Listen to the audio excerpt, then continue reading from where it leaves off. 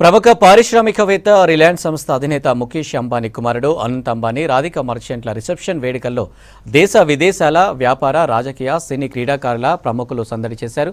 ప్రముఖుల రాకతో ముంబై నగరం కలకలలాడుతుంది. ఇవాళ జరుగుతున్న రిసెప్షన్లో ప్రముఖ సినీ తారలు ఆడి పాడారు.